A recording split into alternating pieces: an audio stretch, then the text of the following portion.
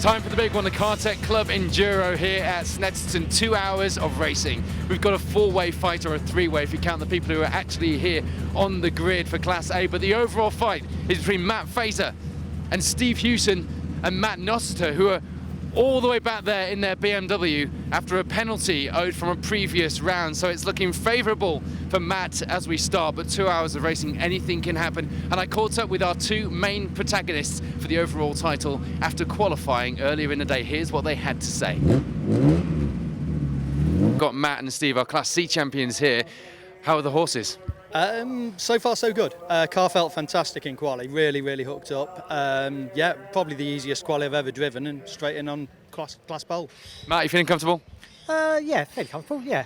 Yeah, I think we're in a good place, aren't we? So, bring on the race. Got to keep your eye on that Porsche. Yeah, well, more to do with the other cars in his class. I think he's got to keep an eye on. I think there's quite a bit of competition in Class B today, which hopefully will help us. Yep. Couple of different cars in Class C against us as well. But we'll see how that all pans out. So far, so good. Good luck, 2 hours of fun to go. Yeah, thanks very much. Thank you. And the other man in that Enduro battle, Matt Fazer. How you doing? How are you feeling about this? I'm not particularly chuffed with quali, but we've done well from worse. So yeah, we'll go out there and we'll see what we've got. You know, we've got a couple of well, actually we've got three extremely quick cars ahead of us. We're fifth on the grid for the start. We've got a history of good starts. As long as the driver doesn't cock it up, then we'll see what we can jump.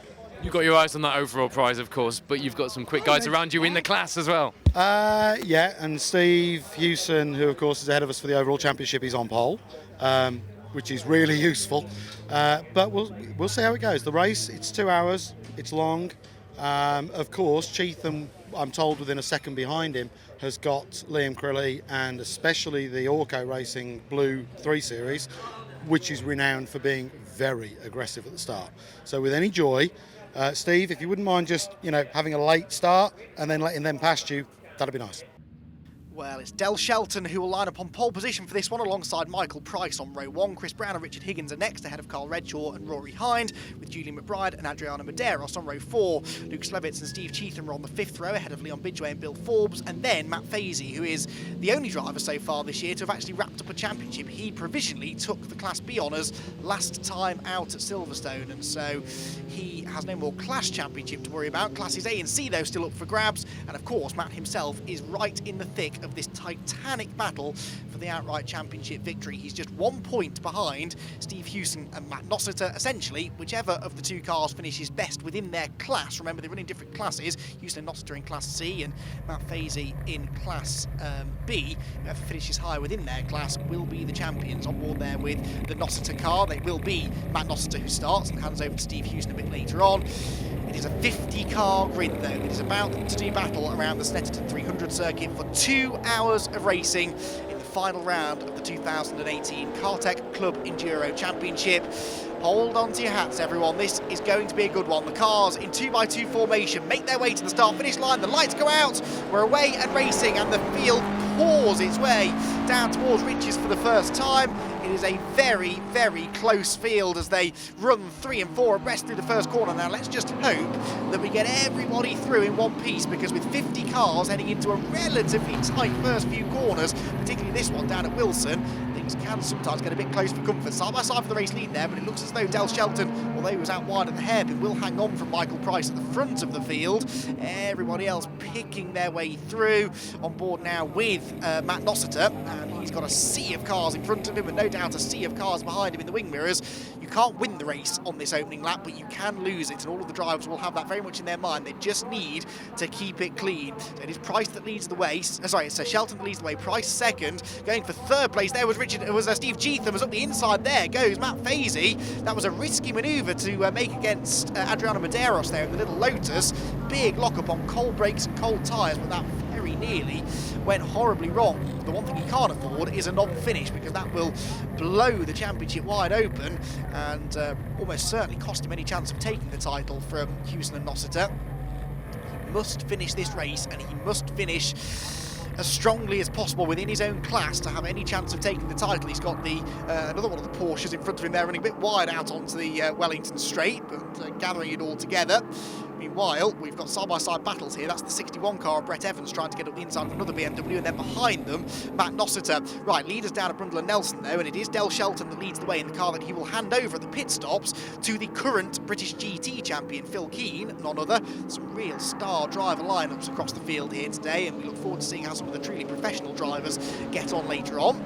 On board with the little Lotus Exige now of Leon Bidgeway as he works his way through the bomb hole for the first time of asking, and up towards Coram, which is where the race leader finds himself. It is a BMW that leads the way. It is two Porsches, though, fighting over second place. Michael Price started second, but in third position, Steve Cheatham, he started 10th on the grid. It's been a magnificent start for him.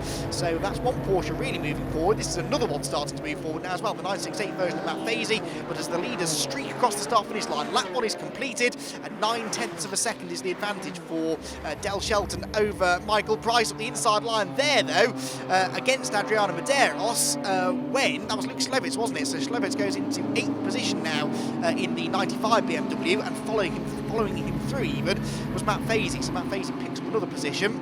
Matt at the end of lap 1 is in 7th position, which equates to 3rd, I believe, in Class B.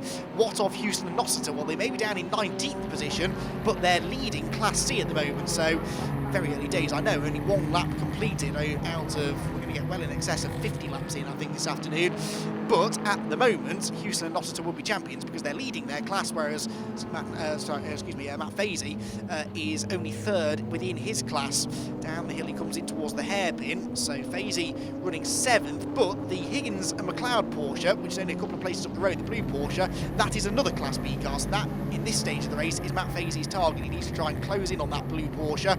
Right now, though, there is a BMW behind them that is really starting to make some progress, and that is the Luke Schlevitz car, which continues to march his way towards the front. And in fact, Matt Fazy losing ground here because up the inside of him goes the number 40 BMW. That's Carl Redshaw. Carl Redshaw, who comes into this weekend along with Daniel Taylor, who shares the car with, second in the Class A Championship and only 5 points behind Bailey and Schlewitz. So that's another one to watch out for. Redshaw and Taylor 4th outright in the points, but second within their class. On board with Leon Bidgeway, and along side by side with each other in front are Adriano Medeiros and another one of the BMWs. And as they're so preoccupied with each other, around the outside goes Bidgeway. He gets one and dives up the inside of the other one as well. So Leon Bidgeway is going to gain 2 places for the price of 1 there. Really, really good driving, ballsy driving as well to go around the outside down at Brundle, but it gives you the inside line for the next 3 corners. So it's definitely worth taking the risk, and that was why. And that was some really good driving there from Leon Bidgeway. Through Murray's here is coming what is, I believe, the fight for 5th position, and this is the continued forward progress now of Luke Schlevitz, who gets a better exit from Murray's than the number 11 BMW in front of him was Chris Brown, but the newer BMW pulling away in a straight line. Chris will hand that car over to former British touring car racer Michael Bentwood, who had a few successful seasons in the production class in a BMW before getting a factory Vauxhall drive for a season in 2003, then went on to pursue other racing activities, and he's here at Snetterton today. He will take over the car, though, that is about to lose, I believe, 5th position, because there is no stopping Luke Schlevitz at the moment. He dives up the inside, takes over 5th place. That is 4th within Class A at the moment. And so Luke Schlevitz, the Class A points leader, he and Andy Bailey going about their business in the right way here at Snetterton. In the pit lane, I'm afraid, is Ian Anderson's Ginetta G40. I did rather sense that we might have a few early casualties as a result of the very frenetic nature of a 50-car grid on the opening lap. But he appears to be the only real only driver in real trouble, I should say, in the early stages, so hopefully everyone else managing to keep it clean. Back with Matt Fazy, he is now on the tail of the number 32 Porsche of Richard Higgins that started 4th on the grid and was fairly comfortably the highest qualified Class B car, but it is no longer leading Class B, of course. Steve Cheatham is in the Porsche, the yellow and purple Porsche boxed up the road. There is Steve Cheatham, in fact, as he works his way through Williams. And Steve defending this 3rd place now, though, fairly busily actually, from Julian McBride behind him. Down the Bentley straight they go. He's losing touch slightly to the 2 Class A cars up the road, but that's sort of to be expected, I guess. It's a giant-killing performance so far, this from Steve. It's a bit of a wiggle as they turn through Brundle. There was a yellow flag out there, I noticed, as they turned through the left-hander. Not entirely sure who that was for. It must be a car that has pulled off early on, and we believe we have, one car that we have lost is the number 3 car. That's the Rory Hind and Owen Fitzgerald car. They were potential race winners, but we believe they did take the start, but haven't made it all that much further. And Marston in the Mini also has not made it to the end of the opening laps. Unfortunately, my comment saying that we'd done pretty well to have fairly few casualties after the first lap. Unfortunately, that was a bit premature. Still in the pit lane is Ian Anderson, so he is now going to lose a lap, and his prospects of getting all that stronger finish today are slim. There's clearly been contact to the front of that car, hasn't there, which possibly has done some damage to the radiator. 1.6 seconds, by the way, is Del Shelton's lead at the moment over Michael Price at the front of the field. Then these two are a further couple of seconds back, Steve Cheetham and Julian McBride. Matt Fazy, we're on board with, is still 9th and still 3rd in Class B, and still can't find a way past Richard Higgins, but has a better run out of Richards, gets a tighter exit. This Porsche really does handle well, doesn't it, the 964. He's up the inside, down towards the hairpin. This is an aggressive move, but one he has to make. Leon Bidgeway again has a great grandstand view of the battle, and once again might be able to get 2 places as a result of the 2 cars in front of him dribbling over each other. He's certainly going to get past Richard Higgins. He may not be able to get past Matt Fazy, because Matt has the inside line for Palmer's and will indeed stay in front. But Leon Bidgeway not afraid to get stuck into these battles, is he?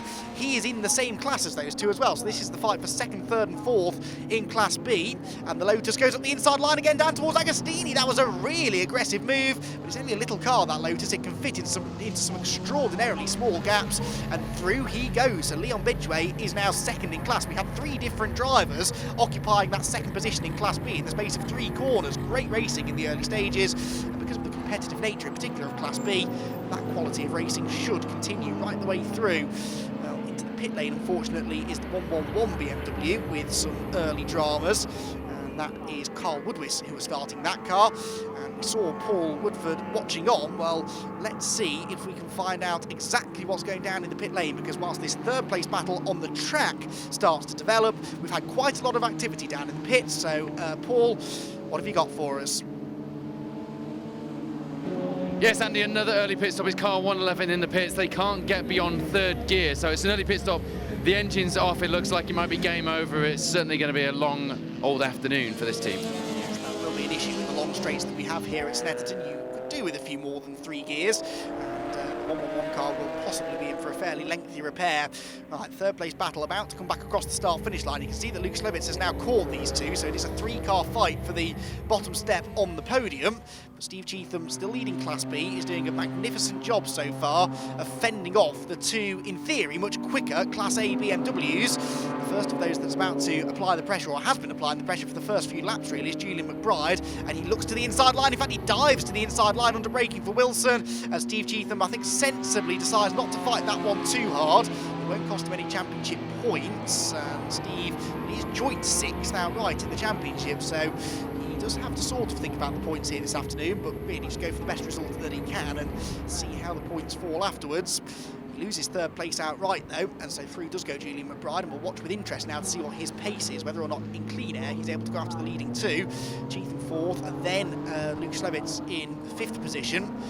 These 3 are about 6 seconds ahead of Chris Brown in the number 11 BMW, who only a couple of laps ago was battling away with this man, Luke Slevitz, in the 95. So you can see the pace that Luke has had to bridge that gap and get to these 2 cars ahead of him that are dicing over 3rd. Does already look as though Brian McBride's getting away, but then he has a big moment at Oggies, and Steve Cheetham thinks, hang on a minute, I might not be done with here, as he's about to start attacking those. So Luke Slevitz throws one up the inside at Williams. Realise though that Steve Cheetham's always going to turn into the apex there, and so to avoid contact, again he backed out of the manoeuvre. Down the straight they go, and Cheetham's Porsche not lacking in straight line speed at all, is it? Look at that, he's closing back in on McBride now in the tow, pulls to the inside line, and for 3rd place it's game on once again, as Steve Cheetham, showing no respect to the quicker cars around him, dives straight back up the inside. Brilliant stuff there from Steve Cheetham, and he moves into 3rd place, and that really delayed McBride on the exit of the corner, and so Slevitz had a big look up the inside of the bomb hole. Can't do it though. Back through the 2 long flat out, or almost flat out right-handers around the far end of the circuit, just sort of lifting and dabbing on the brakes through corner there to try and settle the car. Stopping up and steering out wide, but Steve Cheetham, well, that car very quick in a straight line, and pretty good under braking as well, it seemed, down at Brundle and Nelson. So now Julian McBride has it all to do again, only this time he's trying to attack and defend from the car behind. Well, so far, Del Shelton, our race leader, hasn't had that much defending to do, but he may have to over the coming laps because Michael Price was a bit quicker than him on the previous lap to the tune of a couple of tenths of a second. So the gap's back down to 1.6 seconds between the leading two. These three, though, are falling ever further behind as they continue to fight over third position. Still the Porsche of Cheatham in front, though, and Julian McBride not yet able to find a way to retaliate and retake this third place. Another car in the pit lane, I'm afraid, though, and that looked like it was number 76, possibly Michael Downey, who has brought his BMW in. And yeah, that could be a fairly lengthy pit visit for them as well, I'm afraid. Back out of the pit lane, though, thankfully goes the 111 car, so Carl Woodward, hopefully with a full quota of forward gears now, is able to rejoin the race, albeit a lap or so down, but yeah, could be quite a bit worse. It's a long lap here, so you can spend about 2 or 3 minutes in the pit lane and maybe only lose the one lap, whereas at some circuits, like Silverstone last time out, if you're in the pits for more than 3 or 4 minutes, then you're going to find yourself well out of contention. But here at Snetterton, it's not that difficult to get a lap back, and so maybe you're not out of it yet. If you have your issues early in the race, you've got time to try and recover from it. Back onto the Bentley straight goes this third place battle, and now the Porsche of Steve Cheatham is the one that's punching the hole in the air for the BMW of Julian McBride to try to take advantage of, but he's not able to get alongside down towards the braking zone. Of course, sight there of the leaders starting to make their way through some traffic. In the background, I can see that Carl Redshaw has found a way past Chris Brown in the number 11 BMW, so Chris Brown slips down another position into 7th place now. Redshaw, though, continues to come forwards, and Carl Redshaw, having started 5th, obviously didn't get a great start, and he's now having to try and work his way back up the order. Nervous faces watching on from the pit wall. As we have another change for third, McBride on the inside of Cheatham in towards Murray's. Has he made it stick this time? Well, Cheatham didn't get a great exit from the left-hander, and so Luke Slevitz now tries to close in on the pair of them. He's up the inside of the Porsche, but he's closing on the other BMW as well, so they're all three of them going to arrive down at Rich's pretty much together. Oh good, there's some traffic to throw into all of this as well. This is going to get dicey. Who comes out of this one on top? On the outside is Cheatham. Where is the other BMW? I can see McBride in front of us. There's the other BMW. Look to the right of us. So that's Luke Slevitz. So 2 places lost for Cheatham, but they all had to get themselves single file. They've got the inside of Stuart Claverley's Renault Clio. So that puts this battle on ice for the time being. But this will be now the story of the day, dealing with traffic. They've had all of 6 laps of clean racing without any back markers getting in the mix, but now that all starts to change as they have to duck and dive their way past the slower runners. Number 25 BMW there gets out, sorry, 26 BMW Ivan Mayers gets out of the way as we're side by side again for third place now. To the outside goes Slevitz, to the inside defending his newly acquired, or reacquired third place I should say, is Julian McBride. And of course if these two really start to trip each other up, then Steve Cheatham, we know, will not hesitate to get involved again. So great racing this has been for third place in the early stages. Up the road from them, and some 8 seconds up the road from them at that, there is a nice fight for the race lead starting to develop as well between Del Shelton and Michael Price, because for the second successive lap, Price was a few tenths quicker than the race leader, and the gap is now not much more than a second as they race their way down onto the bridge. There you can see the leading two, the white Porsche, the white BMW, the green Porsche. The yellow BMW next in line is a lap down. That's David Downey, I believe, in his BMW Compact. And then the big BMWs, the M3 BMWs coming behind. Julian McBride and Luke Slevitz, 3rd and 4th at the moment, working their way through. Headlights ablaze there for Luke as he continues this brilliant run up the order from 9th on the grid. He's now into the top 4, and as Julian McBride gets a bit delayed by the back marker, that almost opened the door for Slevitz in towards Coram. He was just a bit too far back in the end, stretching the better part of Valor. The fastest lap, by the way, has been set by Luke as well earlier on, so Luke with a 2:08.2. That was a strong lap time. Whether or not that continues to stand as the fastest lap awaits to be seen, but of course now that most of the quick drivers are starting to get embroiled in the back markers, setting really quick lap times is not that easy, so that fastest lap may stand for some time. Back along the start-finish line they go, these two still nose to tail, but not yet changing positions, so Julian McBride not handing this 3rd place away. The top 4 cars now are all Class A cars as well, with Steve Cheatham starting to slip back down the order. Leon Bidgeway is still 2nd in Class B with Matt Fazy 3rd and Adriano Medeiros 4th, and those 3 are running fairly close together too, so battles we'll try and keep an eye on up and down the order. As you can understand though, with 50 cars on the track, or at least at the start of the race there were 50, down to about 47 or so now. It's still a lot of cars and a lot of battles going on. You hardly know where to look with the Cartek Club Enduro Championship, but that is one of the great delights of what has turned out to be one of the jewels in the crown of the 750 Motor Club package. Really actually has become one of their headline events now, and you can see why, because not only is it a big grid, not only is there great variety, but it's all in good having big varied grids. If they're not going to race each other very excitingly, then really what's the point? But this racing, you can't argue with how exciting this has been. This may not be for the race lead, but it is for a podium place, and we do still have an awfully long time still to go. So up through Williams they go, and Julian McBride out over the grass, or over the grasscrete on the exit of the curb. That will certainly hurt his run down the Bentley Straight. Meanwhile, we're on board with Michael Price here in the second place Porsche, and he's starting to work his way past a few more back markers now as well, heading out of Nelson up towards the right-hander at the bomb hole. Also working their way through traffic is the fight for third place. That's the Michael Kirk driven Mazda MX-5 that goes its first lap down. Michael Kirk will hand over to Daniel Brown a bit later on in the race. There is no mandatory pit stop window. You can pit whenever you like, and most cars will only make one scheduled stop, but there is no window in which you have to make that pit stop, so we'll see a bit of strategy at play as well. We saw this a bit at Silverstone last time out when Martin James, who sadly is not racing with us this weekend, Martin had an early issue with the splitter that got damaged, and he had to make an unforced pit stop. But that was okay, because they just made that the mandatory stop and didn't come back into the pit lane again. So it does open up the strategy quite nicely in these Club Enduro races. With a Ginetta G40 battle, and the second of those Ginetta G40s, the number 58 car with a bonnet that is starting in very Ginetta-like fashion to come loose after a bit of contact, presumably. And that will be Stefan Nadarajan in the car that he shares with GT, and particularly Ginetta GT Racing veteran Jamie Stanley. So this 58 car may have to come in a little bit earlier than planned to get that sorted. It is a front hinged bonnet though, so at least it doesn't come up as you go down the straights. When the air gets under it, it's more when you slow down through the corners that it starts to raise in front of you. But of course, arguably, that's when you really need to see where you're going the most. Julian McBride running way wide over the grass there in third position. He's still not moved over to let Slivets through, and nor should he. This is a genuine fight for position, both within the overall positions and within the class. And with a bit more traffic up the road, he could maybe try and use that as an opportunity to pull a bit of a gap. We often talk about the traffic as hindering the car that's being chased, but sometimes the car that's being chased can use it to their advantage and try and get some cars between themselves and the cars they're racing for position. But you can see it's all getting very dicey there for McBride, as the other one of those Ginetta G40s got on the grass as it in turn went up the inside of the number 10 BMW. That's the Clive Watson, Stuart Rolfe and Stuart Pywell car. That's, I think, the only car that's being shared by 3 different drivers. They will potentially have to make an extra pit stop, but sharing the costs between more drivers, of course, makes this all a little bit more affordable. A sea of back markers there working their way through, but they will all be involved in their own battles, that's the thing, so they're not that willing to just jump out of the way and stand on the brakes. Steve Cheetham there working his way through. There's Nadarajan in the Ginetta, and the 10 car that I mentioned, the Watson, Rolfe and Pywell car working its way through.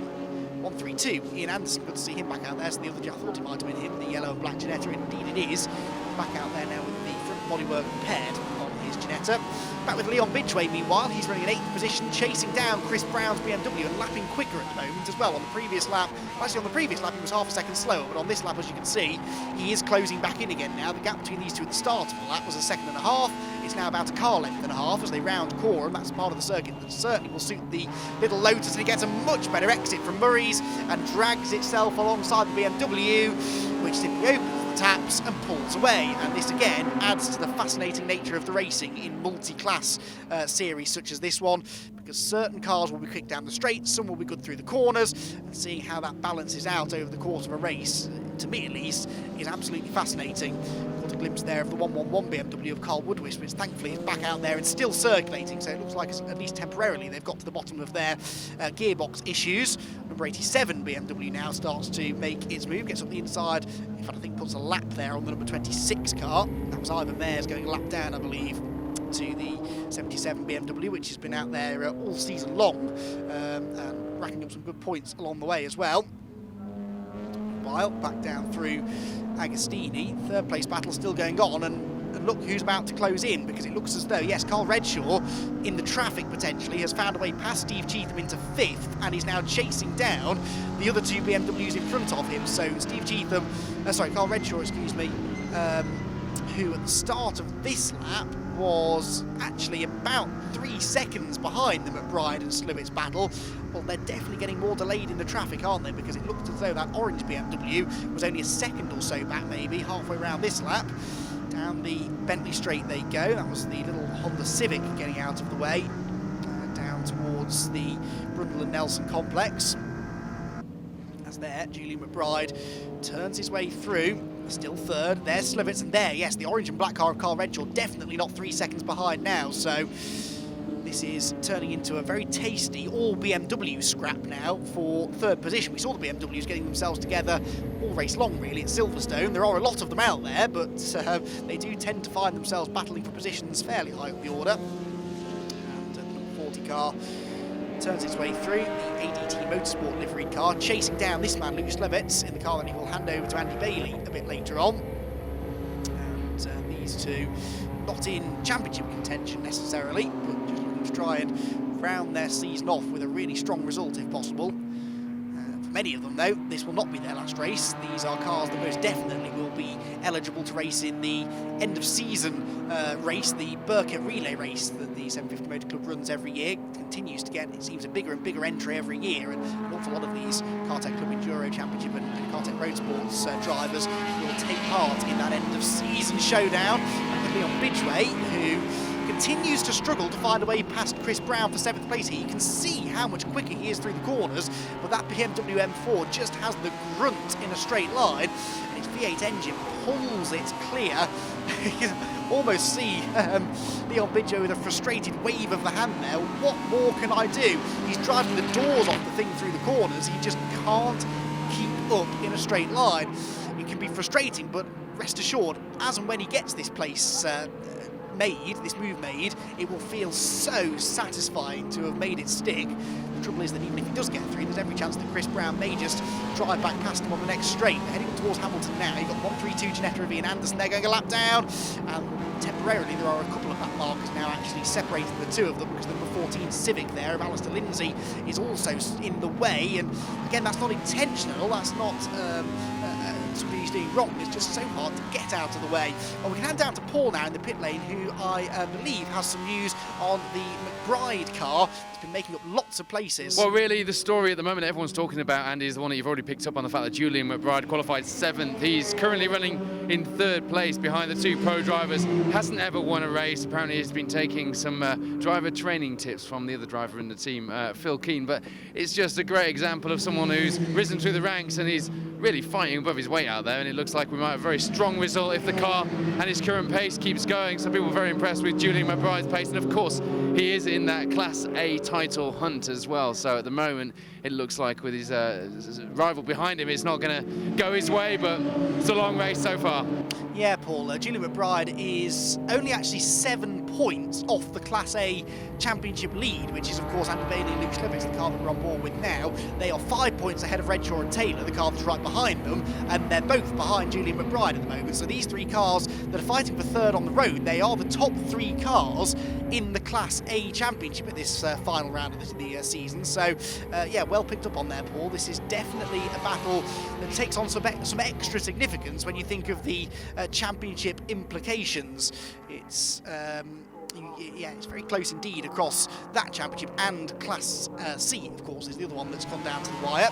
On board with Leon Bidgeway, meanwhile, in his car, this Lotus, the Class B Lotus, running 2nd in Class B at the moment. Still can't get past Chris Brown, but remember, Steve Cheatham in the Porsche is leading Class B, and they're not a million miles behind. Well, I say they're about 12 seconds back, but the gap has been coming down slightly over the last few laps. So whilst it's significant that he gets past the BMW within his class, Leon Bidgeway is still doing really well. He's got Adriano Medeiros, who is 3rd in Class B, right behind him in his little Lotus. And not far behind them, Matt Fazy in the Porsche, who is 4th in class at the moment, so would not be taking all that many class points. What about Houston and Nossiter, meanwhile?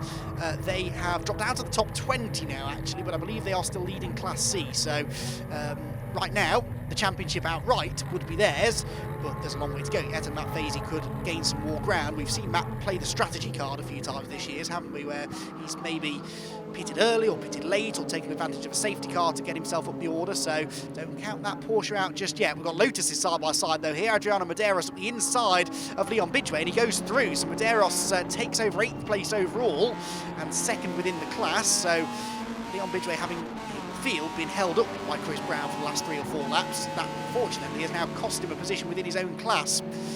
Across the start-finish line, meanwhile, goes the Michael Price Porsche that is now some 5.5 seconds adrift of the race leader. So Dale Shelton doing a really good job at the front of the field now to pull clear.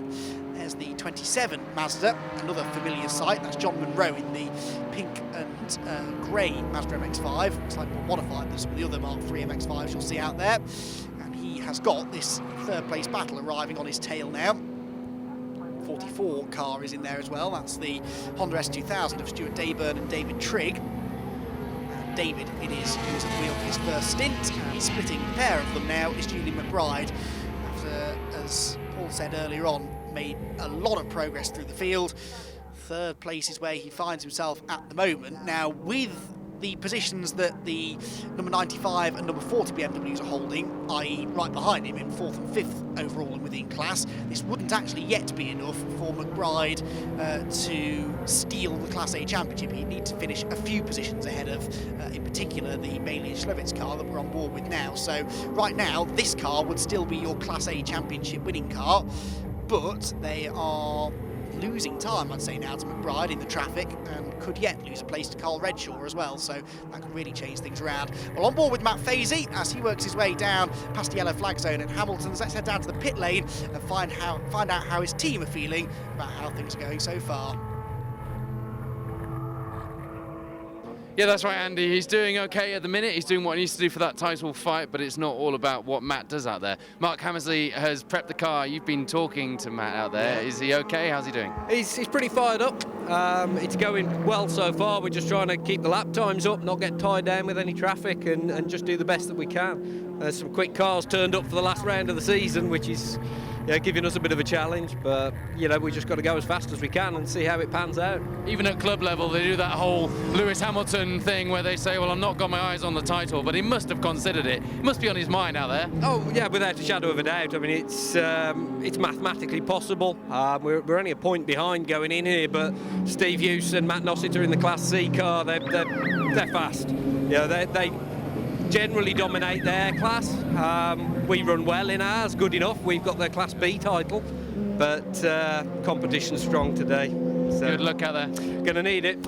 Yeah, thanks very much, Paul. Well, diving into the pit lane is Leon Bidgeway. Now, this, I'm hoping, is a scheduled stop, but I'm not guaranteeing it because it is a bit early. You can see there is a bit of activity in the pits, though. So, Leon Bidgeway, one of the cars we've really been following. Now, this looks like it's going to be a driver change. So, Bidgeway brings in the Lotus, which starts to slip down the order. Car number 84, Andy Chapman, it is, who will get on board. Well, often when you see a team make an early driver change, it's because they feel that they can get their quicker driver in second. Well, as fast as... Now, this is why the safety car is out, and we saw that Andy Bailey and Luke Schlevitz were in as well. The safety car has been scrambled. Now, we saw that there was a car, it was the Seat Leon Super Cobra of Stephen Cunniff and Anthony Rogers that had pulled off up at Hamilton. I wonder whether that's why we started to see some cars dive in. So, the race leader hasn't. Dale Shelton's still there. I don't think that Michael Price or Julian McBride did.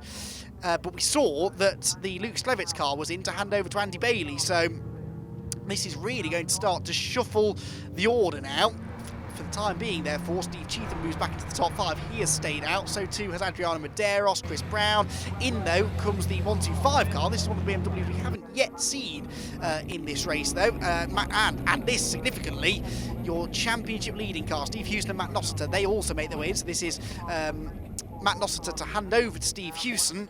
Hopefully the drivers were all ready. In front of us we can see Jamie Stanley jumping into the Ginetta, and there were issues for Leon Bidgeway. Look at that, it was an early pit stop, but he's into the garage. So Leon Bidgeway's Lotus heads into the garage, and that's a real shame because he was one of the stars of the show in the early going, and unfortunately has found himself, or that team have found themselves, because it's not just Liam in the car, of course. He was, as I said, about to hand that car over to Andy Chapman. Well, it looks as though they may not be going any further, at least not for the time being.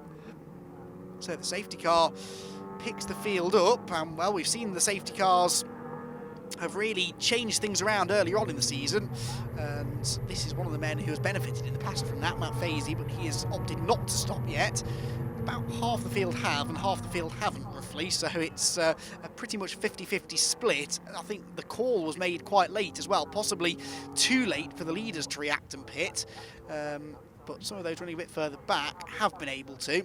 And indeed Luke Schlevitz, who was running fifth, was the highest placed, fourth, excuse me, was the highest placed car that made its way in. So from fourth on back, it seems they had the choice to come in, but maybe a few of them choosing they'd rather keep their track position, knowing that when we go racing, they'll have a clear track again for a while. They've got about 6 laps in before they start catching the back of the pack. So if you stay out, you can gain quite a lot of ground potentially on those that are still stuck in amongst all of the back markers further behind. We'll see though whether maybe anyone chooses to dive in this time around. Again, because it's a long lap, you don't lose quite as much from a pit stop as you would do elsewhere. Back into the race goes the 95 BMW then, and that is Andy Bailey now on board this car. That was the highest placed car that had pitted. There is confirmation that it is the Cunliffe and Anthony Rogers Seat that has caused the safety car to come out. That was the number 98 car, and Stephen Cunliffe it was who started, so Anthony Rogers unfortunately may not get a go. Right, leaders going back through. Is anybody diving in? I don't think we're going to see that many of them now. I think if you were going to do it on the safety car, the first lap was definitely the time to do it. Julian McBride though I think is in. Yeah, Julian McBride's come in, and so too has Carl Redshaw, so a couple of them have made the choice to come in this time around. On board with Michael Price though, he's staying out. Now he dropped over 5 seconds behind the race leader before this safety car period began, but of course that now closes the gap again. There may be a few back markers between them, and it's Steve Cheetham who will move into third place now, and Cheetham, another driver who's opted to stay out. Adriano Medeiros is fourth, Chris Brown fifth, Matt Fazy has stayed out interestingly in sixth ahead of the number 78 BMW, which is Kevin Dengate. They're into seventh. Of course, this bringing a few cars into the top 10 that hadn't been inside the top 10 before. I can tell you that right now, the car that's leading Class C is the number 52 Mazda MX-5 of Steve Dolman and Paul Sheard. There it is, the grey and blue car that Paul Sheard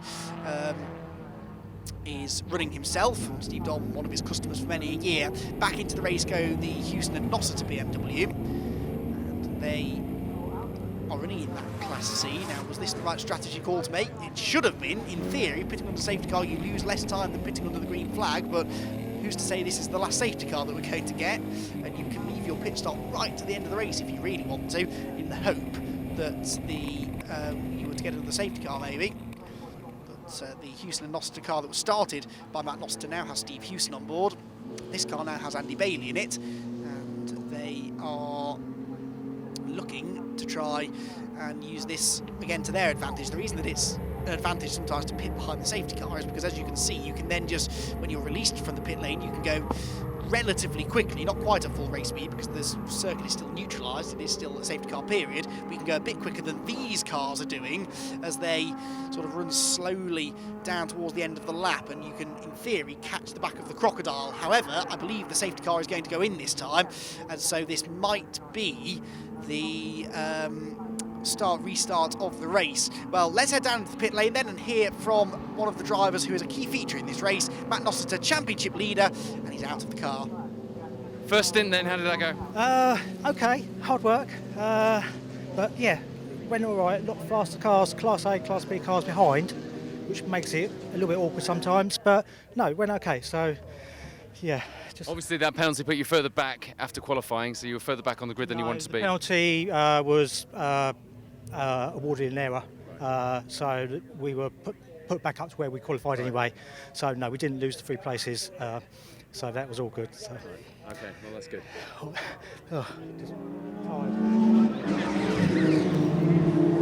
Well, the safety car is indeed in. The race is back on again now. And it is going to be Del Shelton that leads the way by just 2 seconds now over the green Porsche. You can see diving up the inside of the Class C leading Mazda MX-5 of Steve Dolman, who gets very sideways indeed. He in turn has the 36 BMW up the inside of him, but that, yes, that was for position actually. That was for the Class lead, I believe.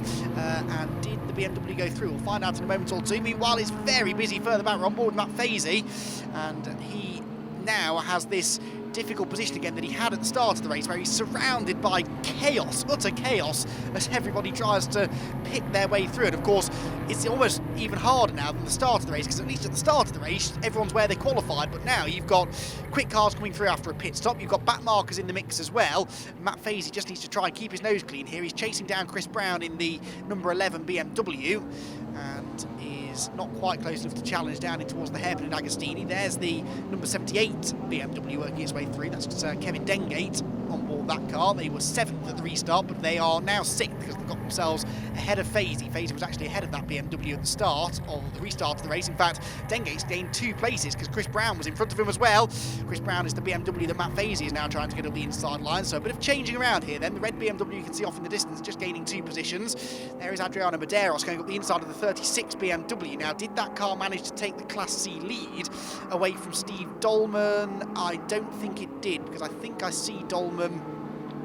No, it did, didn't it? Yes, Dolman now was hiding behind the BMW. So car number 36 now, that's the McKee and Mealand car. Sam McKee is still at the wheel, we believe, in this first stint. Well, this car is now leading Class C.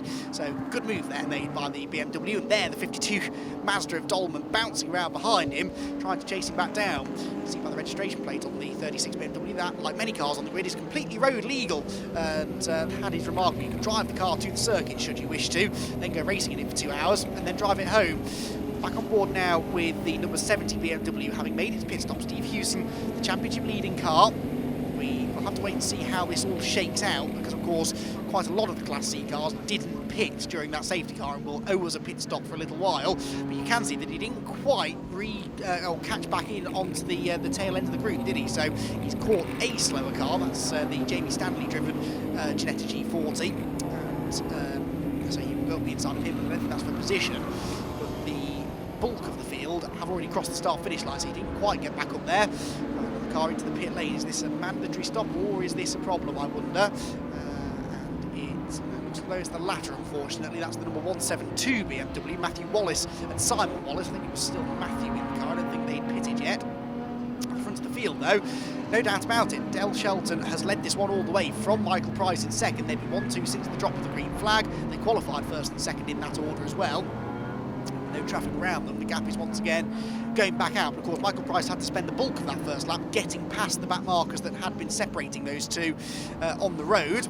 Here comes the inside the 61 BMW now. That's Brett Evans in the car that he will share with Rob Meredith. And Brett Evans has now worked his way into the top 10, 9th position to be precise for the BMW, as the Matt Fazy driven Porsche 968 works its way through Hamilton, still chasing down Chris Brown. So Matt is in 7th place overall, 3rd now in Class B, and he's going around the outside of Chris Brown here through Oggies. Couldn't do it there, but Chris is getting boxed in by a back marker as well, which is the 36 car, the class leading Class C car.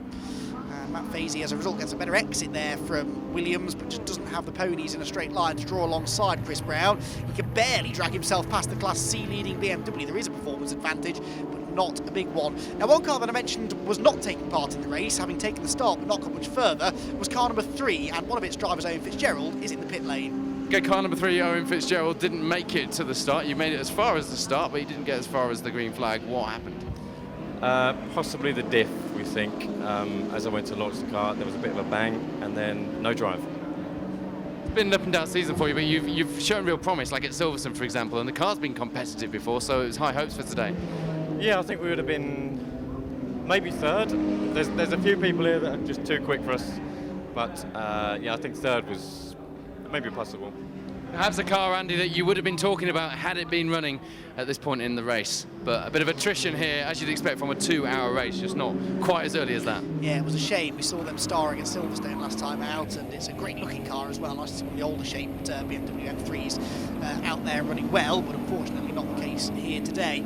Well, back on board with the Class C BMW of Steve Hewson, working his way through the right-hander at Coram, and he has now started to catch some of the back markers here at the tail end of the train, so we'll start now to see what progress he can make, but he's obviously running some way down the order, having made that early pit stop, but as is always the case with these endurance races, it's how these things shake out over the course of the 2 hours, and you may not be entirely sure of how the strategy has played out until the final 5 minutes or so. There's Matt Fazy. He He's, as I said, running 8th place now actually, because he's lost another place, and significantly to another Class B car. The 83 car has found a way past him now. That's Matt Maxted, and that I believe is the blue BMW just in front of him. So Matt Maxted has just taken 4th position, is that? No, 3rd position away from Matt Fazy within Class B, so more points being lost. Back into the pit lane comes the Stephen Cunniff Seat, which brought out the safety car earlier on, and hopefully we'll be able to find out from Paul in a moment or two exactly what the problem was that put them out of the race. Meanwhile, back with Matt Fazy as he runs down the Bentley Straight and tries desperately to retake this 3rd place in Class C. So that blue and yellow BMW just in front of him, that is 4th position overall, and within the class, the orange BMW, Brett Evans behind him, would also be for position, but that car runs within Class A, so he can afford to sort of wave that car through. Doesn't really need to worry too much about Brett Evans. He just needs to try and find a way past the BMW in front of him. Oh, that's Medeiros. That's Adriano Medeiros pulling off. So Adriano Medeiros from 4th position. The Lotus, unfortunately, pulling onto the grass. So starting to drop like flies here at Snetterton. Some real front-running cars hitting trouble inside the first half of the race. And that's a real shame for Adriano, who is a very experienced Formula Ford racer and now turning his attention to all corners of the motorsport world, it seems. But Adriano, unfortunately, off the road, and it would appear going no further.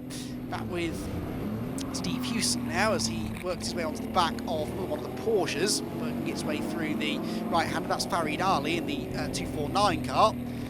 That's the Porsche Cayman GT4 car. The leaders, though, head down towards the bottom of the hill at Agostini, and it's Porsche's 2nd and 3rd again in this one, isn't it? Because Michael Price has once again got Steve Cheatham in 3rd, and it's Dengate and Brown with Matt Fazy. Well, we saw that Stephen Cunniff's car had brought out the safety car earlier on. It is now back in the pit lane, so too is Stephen, so let's catch up with him. Stephen, safety car there happens to be because you were off the side of the track. What's gone wrong? We've had a few problems with the car this year. The turbo is quite big on it, gets very hot. We had gear issues this morning, gearbox issues, we had slippage, so we've put some extra cooling ideas on there. Unfortunately, something's overheated and the engine's just gone. Not quite sure yet what it is until we let the engineers have a look, but according to the lads who was top 10 pace, so I'm disappointed not to have got round. Yeah, that is always a shame, isn't it, when you know that you're going quickly, or you're capable of going quickly, but your race is over almost before it starts, it seems. Right, we're back with Matt Fazy. He has not retaken this 3rd place in class. In fact, Brett Evans has gone past him now in the orange and black BMW. As I said, that's not for position within the class, but for Fazy, it's just not quite going his way at this stage of the race. Down towards the left-hander of Brundle he goes, and Brett Evans, the Class A BMW, right in front of him. Now, speaking of Class A BMWs, into the pit lane is the Bailey Schlevitz car, and this is for a penalty. So I was just about to say, they had been working their way back into the top 15, but they've already made their mandatory pit stop, and unfortunately having to make another one now, and that is as a result, we believe, of a pit lane penalty. So out they go again, but that will take one of our podium contending cars a lot further down the order than they were. They were the highest placed car that had pitted still, but unfortunately that no longer is the case.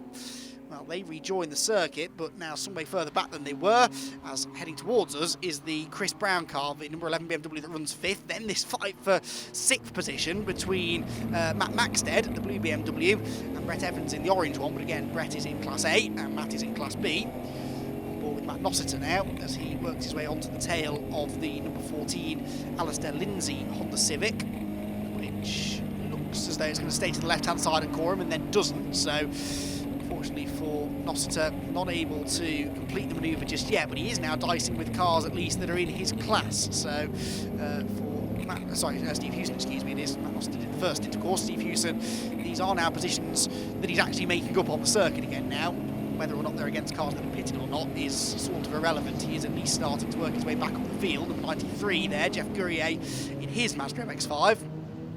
Car that he shares with Russell Tamplin, again both fairly experienced MX-5 racers. It's down towards the Agostini hairpin there. You can see the number 50 car, that's Julian McBride. He's going this alone, so he's going to do the full 2 hours all on his own. And Julian McBride, having pitted during the safety car period, rather than as it started. He waited a lap and then dived in, remember. Well, he's running 17th place at the moment. The 25 BMW in front of him is Russell Clark. That is for position. That's in 16th place. And then you've got the Porsche in front, which is the... yeah, that is for position as well. These three all fighting for... no, they're not, excuse me. The Porsche in front, the blue and grey Porsche is not on the same lap as these two, but the two BMWs are very much fighting for places on the track. Meanwhile, Matt Nossiter is now in behind another BMW. Wherever you look, there are BMWs in this race, aren't there?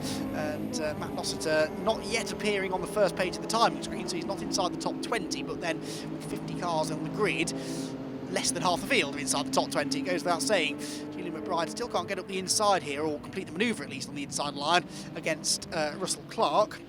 It is, of course, the Richard Higgins and Callum McLeod Porsche that's just in front of them that I don't believe has stopped yet. So as they work their way through Coram, the race leaders have already long gone through past the start-finish line. The lead gap is now 8.5 seconds between Del Shelton and Michael Price, who in turn is about 8 seconds ahead of Steve Cheetham in third. Then it is Kevin Dengate fourth, fifth position for Chris Brown, sixth for Matt Maxted and seventh for Brett Evans, with Matt Fazer on board with now in 8th position. Ninth place for the Higgins Porsche and 10th position for car number 81, which is the Martin Buckland and Nathan Harrison car.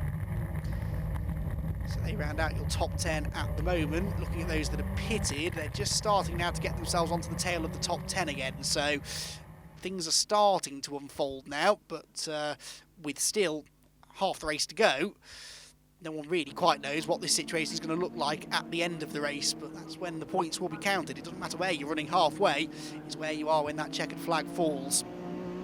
Back up towards the left-hander at Palmer's they go, and the autumnal sunshine shining down on Snetterton here today. As into the pit lane comes the Honda S2000. This is Stuart Dayburn and David Trigg's car. This is a driver change taking place here for car number 44.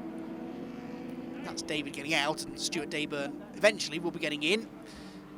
No, it looks as though there might be a problem actually. They are looking at the back of the car and possibly just getting ready to refuel. I think they have to have the fire extinguisher at the ready just in case. Back with Matt Nossiter up towards Palmer's. And, Matt Nossiter, still not appearing on my first page of my timing screen, but nor is he likely to do so for some time. But by the end of the race, you would expect the leading Class C cars to be well inside the top 20. They sometimes have a bit of a lower attrition rate in these slightly more production-based cars. Agostini's, and there's a slower BMW getting well out of the way in front. That was gentlemanly driving there. I think that was the Wallace car, wasn't it? Matt and Simon Wallace. With Simon now on board after the pit stop. Through Hamilton he goes. The leader, just to give you some reference, has just crossed the start-finish line, so almost 2 laps behind, in fact, now, is the Matt Nossiter car. But again, you would not necessarily expect the Class C cars to be on the lead lap come the end of the race. It's all about where this car finishes within its class compared to Matt Fazy in his class. And also, actually, the championship battle in Class C not quite over yet, because Andrew Winchester and Josh Orr are only 11 points behind Houston and Nossiter going into this final round of the championship. As they turn their way back up through Brundle and Nelson. Winchester and Orr are racing here, but they're some way down the order actually at the moment, so not looking likely to challenge for those Class C honours for the time being. That right-hander again, this never-ending right-hander that ends the lap, and with nearly now an hour of this race gone, things starting to settle down, but it's all about this strategy play now, and it interests me the choice that a few of the teams made to leave the cars out there even when the safety car was out. Maybe they feel they've already got their quicker driver in and they need to keep them out there for as long as possible. Well, we saw the number 44 Honda down in the pit lane. Let's head down to Paul, who is in there, to try and find out what's going on. First in the Honda S2000, all good? Yeah, very good. Yeah, really enjoyable. So it tracks me in. Yeah, it's good racing out there. Nice slick pit stop.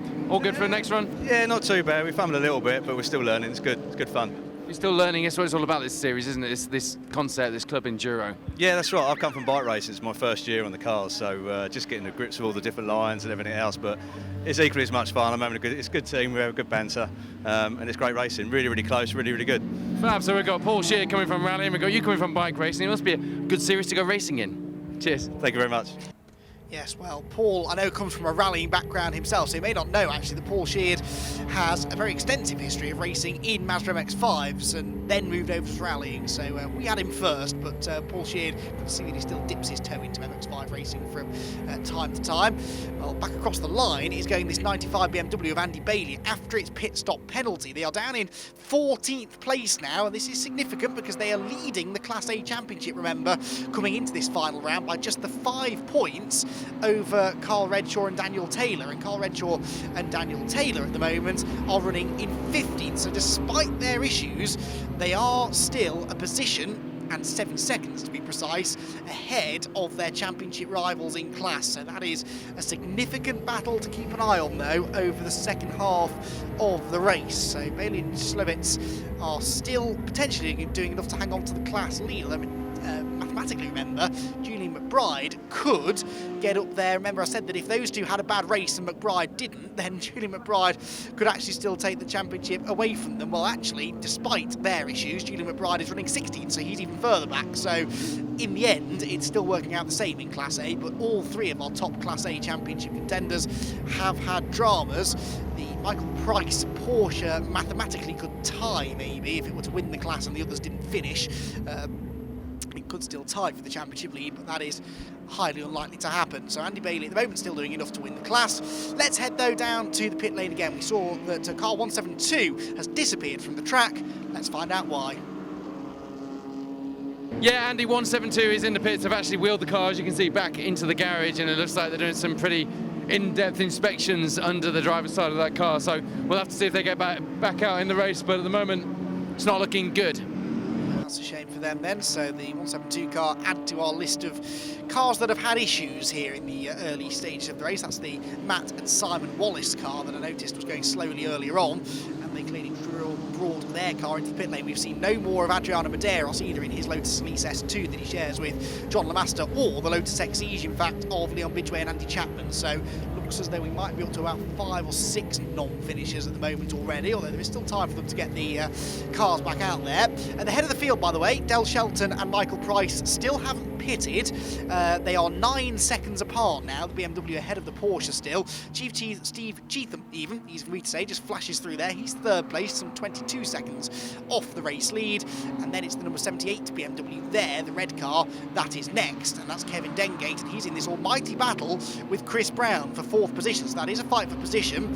Then we've got this Andy Bailey car, which is a lap behind them near enough, working its way through Wilson. It's just in front of those cars, lapping at more or less the same pace, but of course it's made a pit stop. They haven't, so afterwards it may well find itself back in contention. So outside of the top 5, it's Matt Maxted still 6th, second in Class B, excuse me, with Brett Evans 7th, Matt Fazy is 8th, and then 9th position for the Higgins Porsche, and 10th for Martin Buckland in the number 81 car. None of those top 10, I believe, have made a pit stop yet.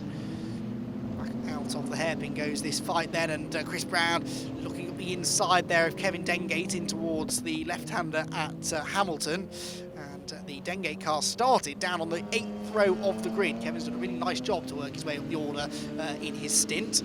We are now, though, halfway through this race, and you can see the gap there between the 2nd and 3rd placed Porsches is just more than the length of the Bentley Straight. And then the 4th place battle working its way towards us as well. The white BMW with its headlights ablaze is Chris Brown in 4th position. Then you've got the red BMW in behind, and behind them, look, that's another one of the BMWs darting around, but I don't think that's for position, because it was just the 3 cars, I believe, that were together fighting for that 4th position. Back with Michael Price in his Porsche. Is he going to come into the pit lane this time? Yes, he is. So Michael Price diving into the pit lane. They've got to the halfway mark, and Michael works his way down the pit lane now. We will see what Marcus Clutton can do on board this car. Marcus Clutton, a very experienced GT and endurance racer. He was involved in the Chevron GT3 project a few years ago with Anthony Reid, and that unfortunately didn't come to much, but Marcus has enjoyed a very successful career as a driver, coach, and as a professional racing driver. And the life of a professional racing driver basically means that you go from racetrack to racetrack, from car to car, supporting the gentleman driver who owns it. And that's exactly what he's doing here this weekend. And we'll see what Marcus Clutton can do. Also into the pit lane is the number 11 BMW. So Michael Bentwood will get onto that car. So we're starting to see a few of the true professional drivers now getting into the cars, and we'll see exactly how quick they can go. The drivers who've done the first have done a great job there, and they've kept us thoroughly entertained. With some really quick drivers jumping on board now, things are about to get very lively indeed.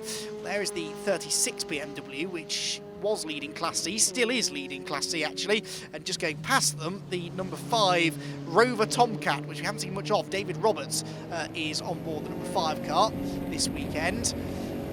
And he started his circuit career, if you like, with track days in a Volvo of all things, and then bought the Tomcat some 15 years ago and has been racing it ever since.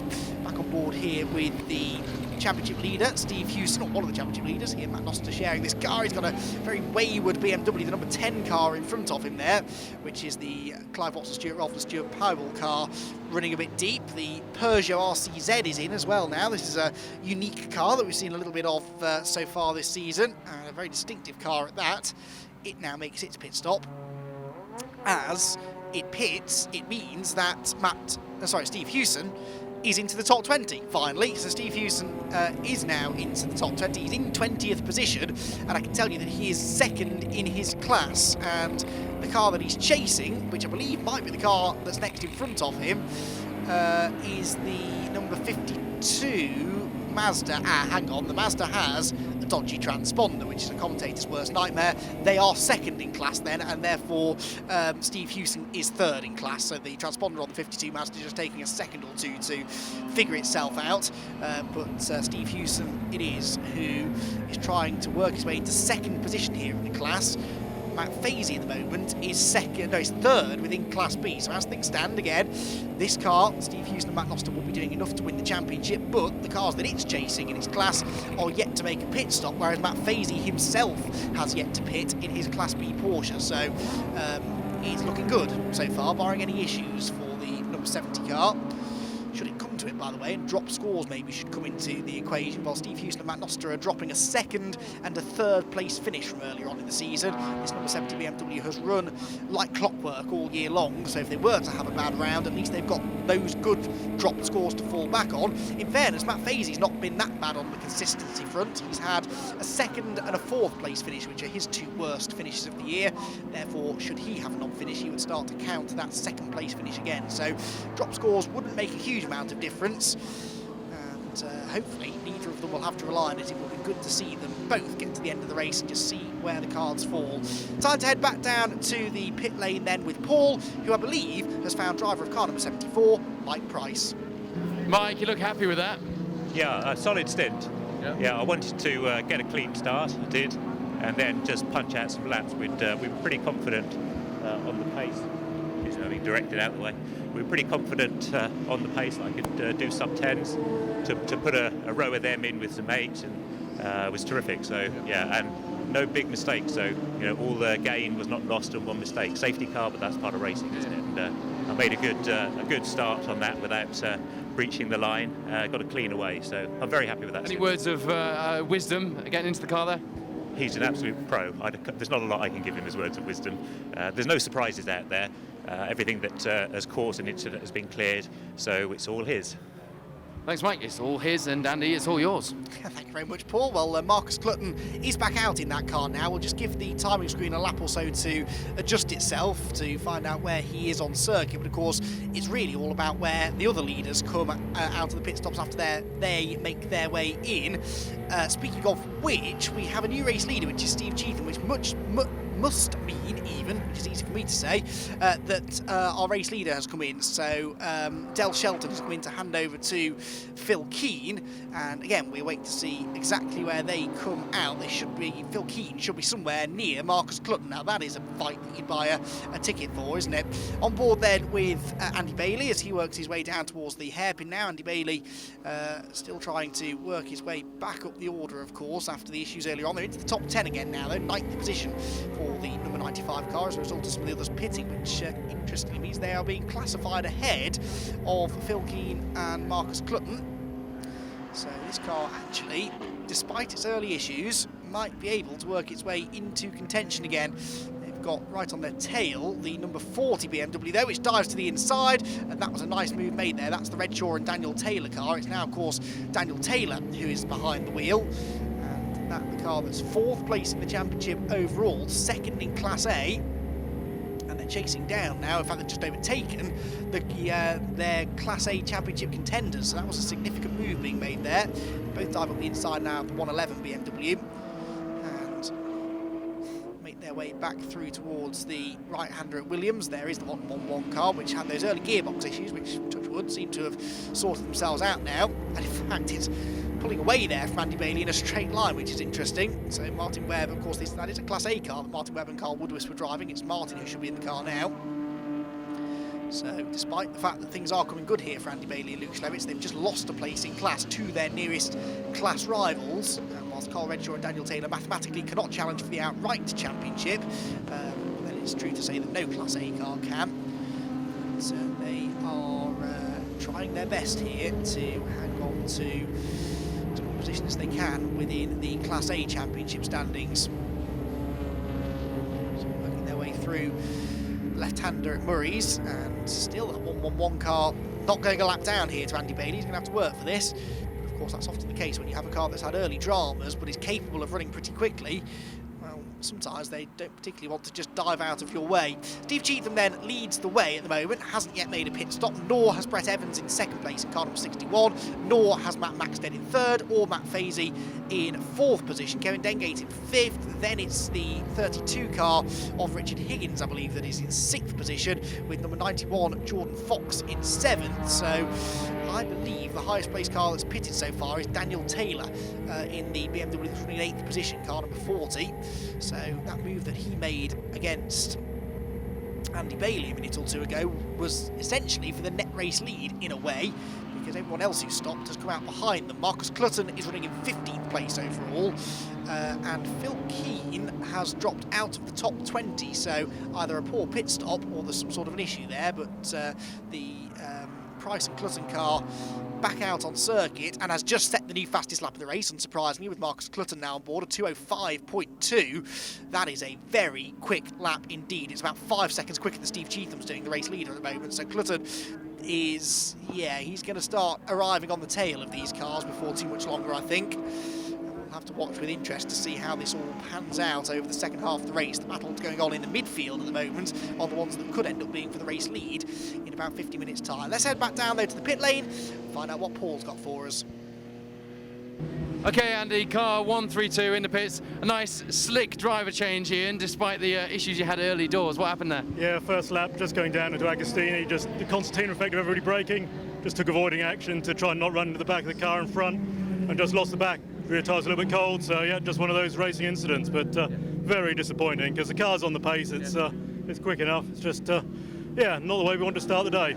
But fair play to the team. There are some issues that you can practice and rehearse and get drilled. Fixing the front clam onto a Ginetta is not one of those. I was going to say, cable tying a Ginetta front clam is, we haven't practiced that one, so the fact they got the car back out again is astonishing. So hats off to Lifetime Racing, they've done a great job. Well, Amanda's in the car now, so what have you told her about the track, about the conditions? Just drive it like you stole it, that's how it'll do. Drive it like you stole it. A bit of poetry there for the afternoon, Andy. Yeah, thanks very much, Paul. Well, right on cue, the car departs the pit lane, heads back out onto the circuit and rejoins the race. There's the 83 BMW. Matt Maxted now into 3rd place overall here, but he's actually just lost that place, I believe, to Brett Evans in front of him. That's 2nd place, excuse me. So Brett Evans goes into 2nd, Matt Maxted down into 3rd, but they're not in the same class. Brett Evans a Class A BMW, Maxted a Class B car. He's still 2nd in his class and a couple of seconds, crucially, ahead of Matt Fazy, but those two have been pretty much together since the restart when we saw that place change hands in the first place. So out to the left-hander they will go. There you can see at the back of the shot the white Porsche of Matt Fazy, 2nd in the championship outright. And the next car in line, that blue and yellow car, the BMW, is the car that he's chasing for class position. It dives up the inside of the Stuart Dayburn and David Trigg car. Stuart Dayburn, I believe, is now in that car. Yes, the Honda S2000 has made a pit stop.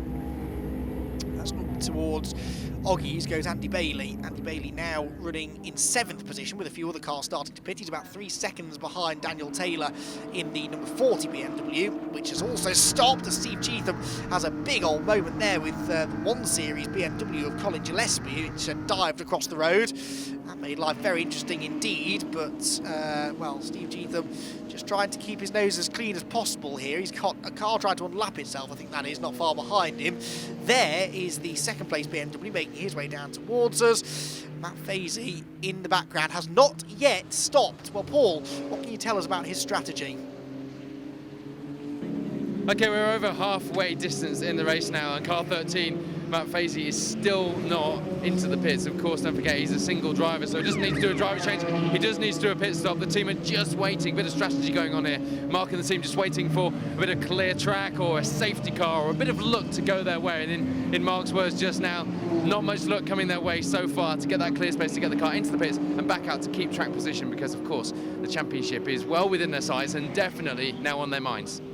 Yeah, I guess what Matt Fazy would really like here is another safety car, in which case he could dive in and get the pit stop out of the way and maybe not lose all that much time to those that have already stopped, maybe under the previous safety car period. Those certainly do seem to be the cars that are gaining ground here, so we thought that that might work out to be the advantage, and so as a result, the cars that pitted earlier under the safety car are coming out after their pit stop in front of some of the cars who pitted in the last 15 minutes or so, even though actually at the time they were running further up the road than them.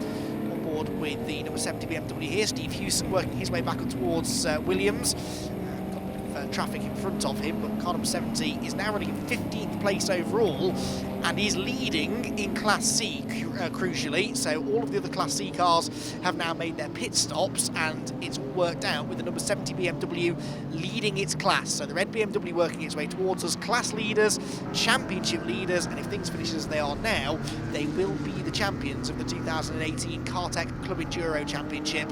Back on board with Steve Cheetham, I think this is, working his way up through the right-hander at Williams. The race leader is 10 seconds clear of Brett Evans in 2nd place. Matt Maxted 3rd has got Matt Fazy right with him, so actually that gap shot down on the previous lap by nearly 2 seconds. Matt Fazy taking advantage maybe of Maxted getting caught in some traffic, and if we catch a glimpse of them, we'll have a look at whether maybe we've had a change for 3rd place. But all of these are cars who have yet to make a pit stop. I still think that the 6th place car now, car number 40, Daniel Taylor and Carl Redshaw, with Daniel now in it, is the highest placed car that has stopped, with Andy Bailey about 4 seconds behind. So that could turn out to be the battle for the race lead as and when other people pit. But if we were to get a safety car, that would really change the whole dynamic. And with Cheetham working his way through Coram onto the brakes, another driver who's doing this on his own, remember, a bit like Matt Fazy, so no driver change to be made here for Steve. So as a result, I suppose that takes an element of the strategy out of it. There's no sort of pitting early to get the quicker driver in, or pitting later to keep the quicker driver in for a while. And with Steve Cheetham, he just stays out there for as long as he possibly can. Back with Hewson and Nossiter now, as they work their way up towards the braking zone, and the Steve Hewson car doing everything they need to at the moment to take this championship. They've got a decent advantage as well, about 15 seconds now over the Steve Dolman MX-5 Mazda, which is 2nd in class. And on the previous lap, the gap went up by about half a second as well, so the BMW is extending that lead rather than starting to lose it. Back through Oggies, and seems to have got himself in a nice bit of clear track actually. Those cars up the road have been there for a few laps, so he's obviously not catching them that quickly. So he can just get his head down now and try and set some good lap times, keep building that gap over his nearest Class C rivals. Back on board with Steve Cheetham now as he heads towards the Hamilton's left-hander.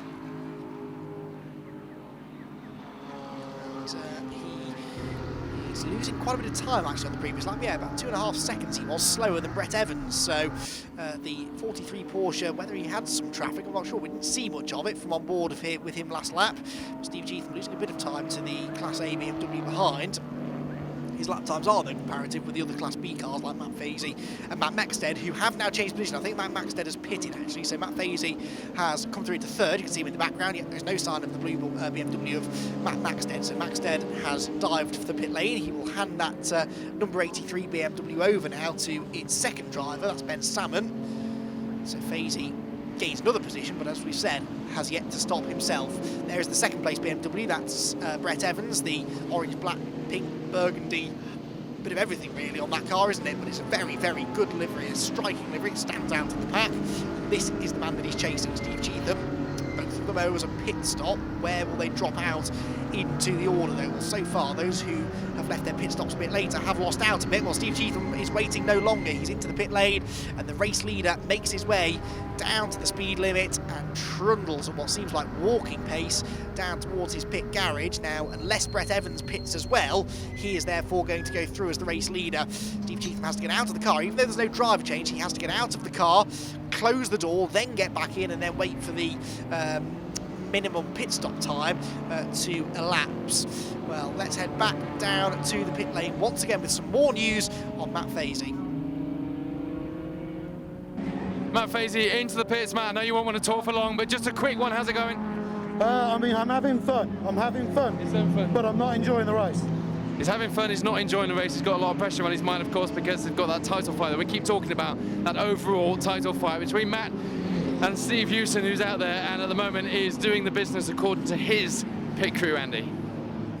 Yes, thank you very much, Paul. Well, there is Steve Hewson, and yeah, they are leading their class, and it's fairly simple, really. As long as they lead their class, they will be the champions. If they don't win their class, then it's all down to where Matt Fazy finishes within his class, Class B. So if they don't win, then they're relying then on Matt Fazy not winning in Class B. Well, at the moment, Matt doesn't look maybe that likely to win in Class B because he has been running sort of third or fourth in Class all race, hasn't he? But we'll have to wait and see how this all pans itself out. But for now, looking good for Steve Hewson and Matt Nossiter. Here is Michael Bentwood, the white BMW with his headlights ablaze, diving down the inside line. And as you'd expect from one of the true professional drivers out there on the track, he's setting some of the fastest lap times. His last lap was a 2-minute 4.75, and his fastest lap is a 2-minute 4.25. So he is lapping consistently about 10 seconds or so quicker than the race leader. He, Phil Keane and Marcus Clutton, as you'd expect, the three professional drivers really in the field, are the three fastest drivers in the field as well at the moment. There are a few other drivers up and down the order who will, you could also probably throw into the professional driver category, but those three really are a class act, aren't they? And they're continuing to show that sort of pace this afternoon at Snetterton. The back marker battles going on here, and Darren Ball bowls his way through down the Bentley Straight. That was very, very close indeed. And Darren Ball nearly getting it all wrong there as he tried to work his way past the back markers. To the left-hander he goes in towards the braking zone, the Cartek liveried BMW, which we haven't seen all that much of, but at the moment he's running in 11th position and only about 3 seconds behind Michael Bentwood at the start of the lap. And as see, or you will see in a moment, I don't think there's any sign of Michael. No, Michael's disappeared off up the road, but not surprising given that Michael's fastest lap was about 6 seconds quicker than Darren's fastest lap is. Around Steve Hewson towards Hamilton now, this left-hand kink, the car's in front of us. He's just slowly catching this VW Golf that appears to be up the road, but not that rapidly, so no real traffic still for the number 70 BMW to deal with. 13th overall. They have about an 11-second cushion over the next car, but that is Callum McLeod's Class B Porsche. The next Class C car is the Paul Sheard-driven Mazda MX-5, which is about nearly 20 seconds behind them, so they really aren't that likely at the moment to lose any positions in class. We'll have to wait and see exactly where Matt Fazy comes out after his pit stop. He should be back out on track now, or about to go back out on track, so again, give it a lap or so, the timing screen will update itself and be able to see exactly where he has come out. Back with Michael Bentwood though. Michael Bentwood in 8th place. He's about 5 seconds behind the 25 car of Russell Clark, which is his next target. Of those that are pitted though, Daniel Taylor is our leading car, I reckon. He's about 10 seconds clear of Andy Bailey in 2nd position, 3rd at the moment, but net 2nd with Phil Keane 4th. And essentially on the podium. So the question now is whether or not Phil Keane can overturn what's about a 15-second deficit to catch Daniel Taylor, who is the lead car that has made a pit stop. Back across the line is going Steve Hewson. And we're focusing a lot on this car because although it's not involved in one of the more exciting battles on the track, it is potentially on the cusp of being crowned the championship winning car. Steve Cheetham finally exits the pit lane, somewhere outside of the top 15 potentially, after his late pit stop. Well, let's head back down into the pit lane. We heard Matt Fazy saying earlier on that he's not that happy about how the race is going, probably because this man is going quite well. Well, Andy, we heard from Matt Fazy. As far as he's concerned, he's not exactly enjoying the race, but one man who we think is enjoying the race is Steve Houston, who's out there. Matt, as far as you know, everything's going well. You're leading the class, which is exactly what you need to do for the title. Yeah, it's going to plan at the moment. I don't think something would to touch around it, but yeah, it's looking at the pit board. P1, 34 seconds over second place. Just start crossing fingers and toes and everything else now. So yeah, but might just go disappear somewhere for 3/4 of an hour and come back when we've finished. But yeah, it's going okay at the moment. So bit of science and a bit of superstition down here at Garage 20 in that title fight at the moment, You know, Andy. it always amazes me just how superstitious these racing drivers are, and there are lots of drivers who have strange pre-race routines or things that they don't like being said about them, just in case it all goes wrong. And yes, in these moments when you're at your most nervous, that's often where you're at your most superstitious. So we'll wait and see how this all plays out, but good to hear there from Matt Noster down in the pit lane. For him though, there's nothing that he can do. He's done his job. It's now down to this man, Steve Houston, to just bring the car home in the position they're in now, and they're guaranteed the championship. At the moment though, they could even lose a few positions, because Matt Fazy, after his pit stop, has come out 10th place overall, which by my reckoning, now hang on, is he now leading the class, or is that the timing screen hasn't yet updated? Just bear with me a moment on that, because at the moment he's showing as the class leader in Class B, which would mean that actually he and the number 70 BMW would actually score an identical number of points. It may even come down to which of them has set the fastest lap within their class at the moment, and I can tell you that whilst Steve Houston has set the fastest lap in Class C, it's actually the number 32 BMW of Callum McLeod that is fastest in Class B, so that could be what tips the championship in the direction of the number 70 BMW. Back with Steve Cheetham here as he works his way down towards the left-hander at Murray's. All of our leading contenders now pretty much having made their pit stops. We can look at the overall times and see that Daniel Taylor has just a 5.3 second lead over Phil Keane. Unfortunately though, this is a car that's going no further. This is the BMW that was started by Andrew Winchester that now has Josh Orr on board. They were second in the Class C Championship and 12 points ahead of Graham McMurtry and Nick Dougal, but they're not going to finish this race, so this may well become one of their drop scores. No, they've already had a non-finish, so it can't become one of their drop scores. This could have, therefore, significant implications in the Class C Championship. What it could also have, though, is implications on this race, because if that requires a safety car to get the car moved out of the way, it's going to bunch the entire field back together. We'll wait and see what happens, but that could potentially be fairly pivotal moment in this race and in this championship. The point I was about to make, by the way, as we ride once again on board with the potential champions to be, is that the lead gap now between Daniel Taylor and Phil Keane has come down to just 5.3 seconds, and on the previous lap Phil Keane was 6 seconds quicker than Daniel Taylor. So in theory, next time through we may have a new race leader, and it will be Phil Keane in the number 12 BMW that started on pole and led the early part of the race in the hands of Del Shelton. Phil Keane really doing a nice job here, and looks as though he might be about to take the race lead. We'll pick up on that as and when we can. For now, though, understandably, we're focusing on the car that is on the verge of taking this Cartek Club Enduro Championship, and he's involved in, look at all of this, loads of back markers. In fact, that was the Phil Keane car going through, so the white BMW up the road has just gone through, and where was the number 40 BMW? It's, I think, still in front at the moment, but not by a huge amount. They come past the stricken BMW at the side of the road there. That's the number 87 Josh Orr driven car that we saw pulling off a moment or two ago. But right in front of us, that white BMW, that is Phil Keane. Has he managed to get the race lead away from Daniel Taylor on this lap, or is it going to have to wait until next time through? Let's see as they come across the start-finish line. On board with Steve Houston then, and no, it is still Taylor in the lead, but only by 1.5 seconds now over Phil Keane. Phil Keane, I think, though, was about to go through as they went down towards turn 1, but the safety car is out. The safety car has now been thrown, and one last twist in the tail here for the Cartek Club Enduro Championship, just as we thought that things were starting to get settled and we had a decent idea of what was going on.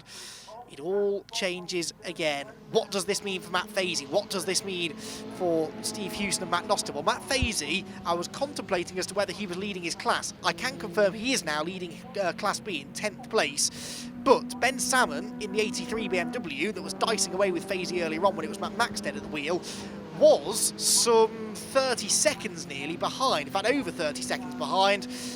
No more though, that gap will come right down now, and Fazy will have to really defend his Class B lead Well, what of Class C? Steve Hewson is running 13th, but the second placed Class C car is Paul Sheard, down in 18th place. So what I'm trying to say is there is more chance that Matt Fazy could lose the Class B lead than there is that Steve Hewson could lose the Class C lead. So I reckon this still looks good for Steve Hewson and Matt Nossiter, but it will be a nervous restart for them in a few minutes' time, that's for sure. There are your lead cars, by the way. Phil Keane was about to set up Daniel Taylor, I believe, for a move to take the race lead away, but the safety car came out and scuppered his chances, so this actually takes a bit of the pressure away from Daniel Taylor temporarily, but we will have a restart and there's still plenty of racing to do, so Taylor have some defending to do, and you sort of sense might not be able to keep Phil Keane back for that long.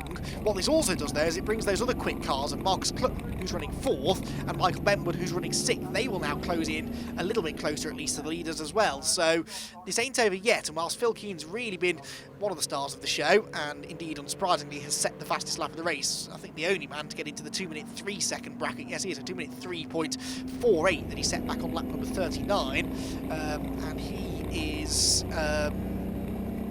looking as though he is the favourite to take the victory. The white BMW there you can see just ducking his head out of line, but right now does not lead the race because the orange and black BMW in front of Daniel Taylor, the car that he shares with Carl Redshaw, they are leading the way.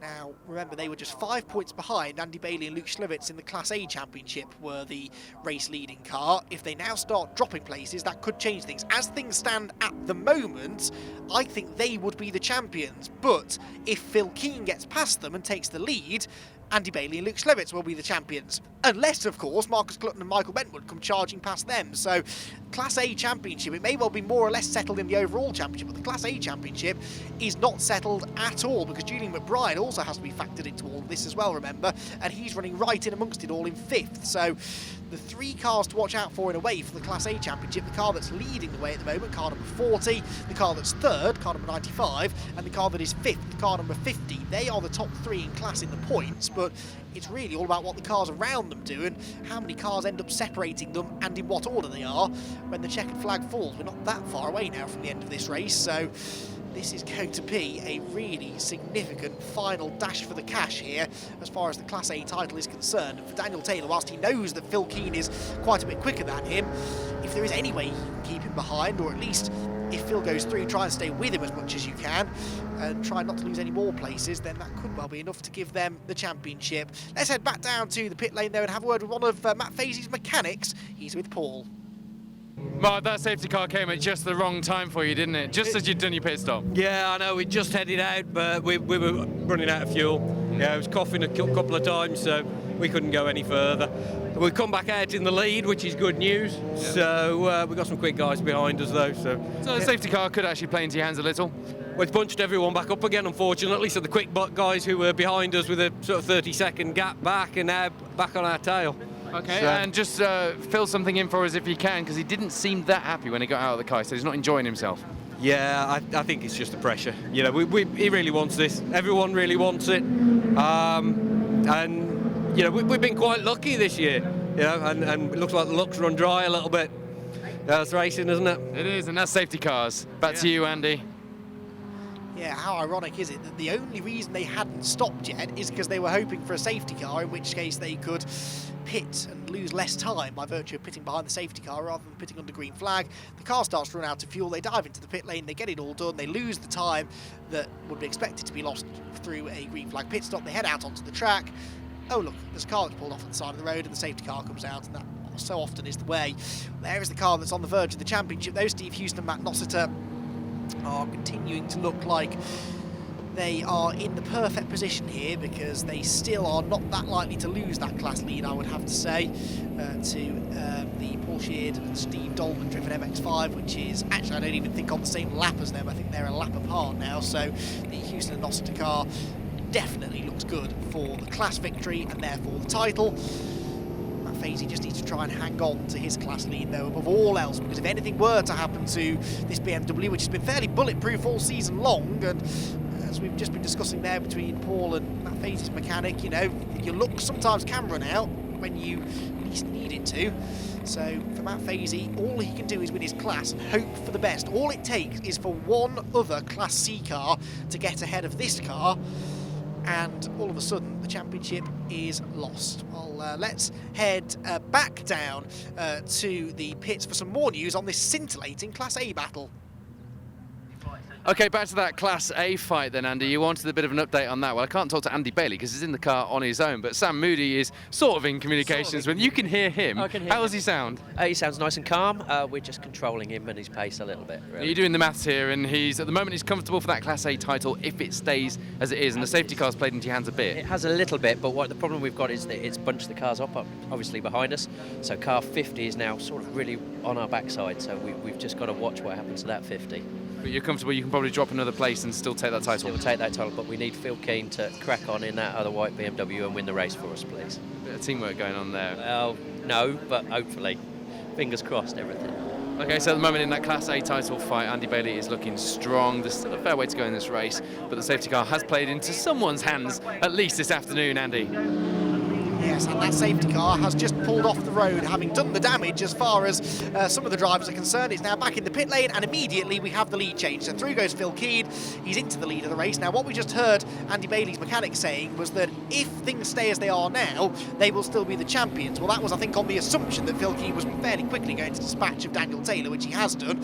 So now, if things finish as they are, they will be doing enough to take the championship. But of course, the question is, what is going to happen to some of the other cars behind? Because we mentioned that the number 50 car there, Julian McBride, that is a car that's in contention for the Class A title. So too, of course, is the Carl Redshaw and Dan Taylor car that just lost the class lead. So with that loss of position, they are no longer doing enough to wrap up the title. But if the 95 and 50 cars start to lose more positions and there are quick cars not far behind them, it could fall back into their hands. Back through they go then up towards the top of the hill at Hamilton's, and there is Steve Hewson again.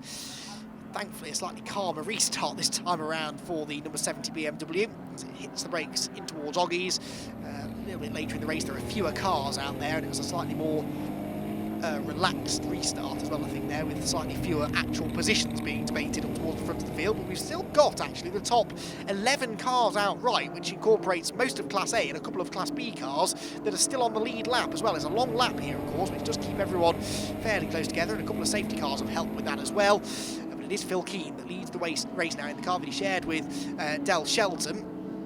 There, diving up the inside line, is the 74 car, and that was Marcus Clutton. Now, he took the restart fourth and was chasing down the Andy Bailey car. I think he's actually gone through, so that could be significant, because now, all of a sudden, it would be fourth place for Bailey, and is that still going to be enough to take the championship? Well, this is all getting very, very dicey indeed now, and the calculators are going to be burnt out down in the pit lane as people try desperately to figure out how the point situation works. You get 15 points for a win in your class, you get 12 for second, 10 for third, and then 9, 8, 7, 6, 5, 4, 3, and so on. So the further down the order you are in your class, the less difference there is between the positions. So let's see what they're on like at the line. At the line, it's Phil Keane that leads the way, and therefore leads in Class A. The top 9 cars, in fact, are all Class A cars.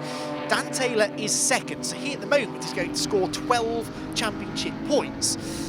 Andy Bailey is in fourth position, which means that at the moment he will score 9 championship points. That's a 3-point swing, and that would not be enough for Taylor and Redshaw to leapfrog ahead of them. So, as things stand, Bailey and Schlevitz will be the Class A champions, but if they lose another position, then they may not be. Back on board here with Steve Hewson, who's diving out of the way of some of the quicker Class A and B cars that are working their way through. Steve Cheetham was one of them there. Steve, after the pit stop, is down in 14th place, though, and just in front of him is a car that's a lap ahead of him now, essentially, which is the Andy Bailey car that we've just been talking about, that's in fourth position at the moment. So who is Andy's next challenger, I should say? It's going to be Julian McBride, isn't it? So Julian McBride, who himself could mathematically still win the Class A title, is really the last person that Andy Bailey wants to see arriving on his tail. Well, at the moment it's Steve Cheetham who's arriving on his tail to try and unlap himself, but is Steve Cheetham bringing with him, I wonder, Julian McBride, who is in 5th place overall? The next time we see an external shot, which we do now, yeah, there is McBride. He's the black BMW behind, so Julian McBride is closing in,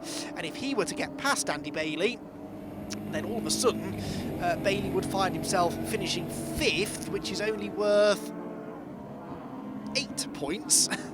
No, that would still be enough, I think. I think if Taylor finishes second, he needs this 95 car to actually finish down in 6th position, which may or may not happen there, because here now it's no longer the black BMW that's about to become a challenger. It is the white BMW of Michael Bentwood. So Michael Bentwood is closing in as well and diving up the inside of Steve Cheetham, trying to lap the Porsche, which he's not going to be able to do just yet. But if Michael Bentwood and Julian McBride both get ahead of Andy Bailey, then the championship would go back in the favour of Daniel Taylor, except it wouldn't, because as they come across the start-finish line, Taylor has lost second place to Marcus Clutton. So Marcus Clutton has gone 3 into P2, and that changes everything again. So now I don't think there's anything that Daniel Taylor can do to take the championship away from the Andy Bailey and Luke Schlevitz car, because although they've just dropped down to 5th, Taylor has dropped down into 3rd. So that would not be enough, and it would therefore hand the Class A championship to Andy Bailey and Luke Schlevitz. By my word, I said it would be a dramatic restart, and with some of these quick drivers coming through from behind, that safety car played perfectly into their hands,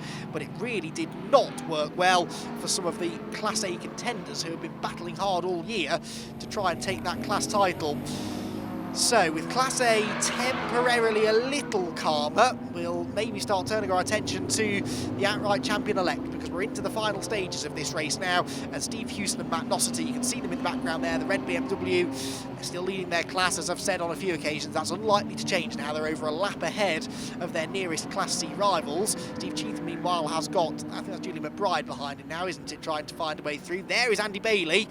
So, despite the fact that car's lost a couple of positions since the restart, they are still, I believe, doing enough to take the Class A title. It will be by a fairly slender margin, but that is, I think, what is going to happen. That should be how this settles out. And Andy Bailey, they came into this weekend, or they came into this round, 5 points ahead of Carl Redshaw and Daniel Taylor. I reckon it might be 2 or 3 points that separate them now, but that will be enough for them to hang on to the championship. Michael Bentwood there, you can see pulling away from them now, but he's about 13 seconds behind the podium runners. He could potentially catch Daniel Taylor actually for 3rd, which would be the final nail in Daniel and Carl's championship coffin, but it would be great news to get Michael Bentwood on the podium, a deserving podium it will be as well, because he's been one of the quickest cars out there on the track in this second half of the race. Watch the lap times with interest at the front of the field. Phil Keane is 7.3 seconds clear of Marcus Clutton. Steve Cheetham spins. Oh, Steve Cheetham with a big rotation there at Coram, and was lucky not to be collected by, I think that was Julian McBride, wasn't it, behind him. And Steve Houston and Matt Nossiter's car comes through as well. And you can only imagine if that had happened when they'd been around. Thank goodness it didn't. But this is why this is not over until the very end of the race, because it doesn't really matter what you do. When there are 40-odd other cars on the track at the same time, and one of them does this, then it's so easy to get tangled up in their mess. Well, around went Steve Cheetham, and Steve lucky to get away with not being collected there. Well, this is Phil Keane though, and in very Phil Keane-like fashion, he is going to take, it would seem, a fairly comfortable race victory here. He took over the car when it was a bit further down the order than it had been running earlier on, because Del Shelton, it must be said, did a great job as well of pulling into a nice lead during his stint, but because they didn't pit when that first safety car came out, that means that they had, when Phil Keane got into the car, it was somewhere down towards the back end of the top 10. But Phil, as you'd expect from him really, has done a great job to work his way into the race lead immediately after the restart and never really looked back. He's pulling a bigger and bigger margin now over Marcus Clutton with every lap. I think Marcus has pretty much settled for that second place. Through Oggies they go, and it looks good here for Phil Keane to work his way round the final half a lap and take the race victory. By the way, I can tell you that in the last few minutes we have had a change for 3rd, so Michael Bentwood has got himself ahead of Daniel Taylor into 3rd place.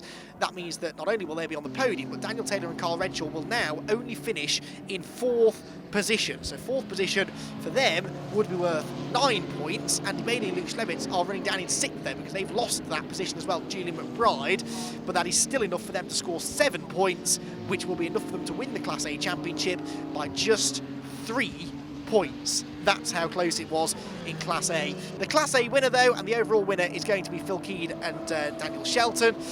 This though is the car that is going to take the outright championship. Steve Houston and Matt Nossiter have done a fantastic job all season long, really. Phil Keane takes the checkered flag and wins the final round of the Cartek Club Enduro Championship. Second place some way back, about 15 or so seconds back in the end, will be Michael Price and Marcus Clutton, but it was Keane that took the victory from that pair, with Chris Brown and Michael Bentwood rounding out the podium finishes. A great drive that was from Phil Keane. No championship scenarios for him to worry too much about. He was able to carve his way through the order and take the victory. Matt Fazy finished 9th in the end. He'd already sealed the Class B Championship, but that was not quite enough to take the outright title. He won his class, but so too did Steve Hewson and Matt Nossiter, which means that by a single point, they are your champions. Well, there we have it then. Keane and Shelton with the victory. Price and Clutton second, and Brown and Bentwood in third. Redshaw and Taylor fourth. They fought valiantly, but it's not quite enough to take the championship crown. You can see there some of the finishes further back. Steve Hewson and Matt Nossiter finishing 15th in the end, which, as I said, was a class victory in Class C. Matt Fazy won Class B, and Phil Keane and Daniel Shelton, of course, taking the victory in Class A. Are class champions, therefore. Class A will be Andy Bailey and Luke Schlevitz. Class B, Matt Fazy, as we've said. And of course, Steve Hewson and Matt Nossiter, as well as being the outright champions, are the championship winners in Class C as well. The majority of cars were actually running at the end. I think there were about half a dozen or so, yes, there they are, that were the cars that weren't running at the end of the race. 8 of them in total, I believe, that didn't make it to the end. Indeed, a couple of them didn't really make it to the start.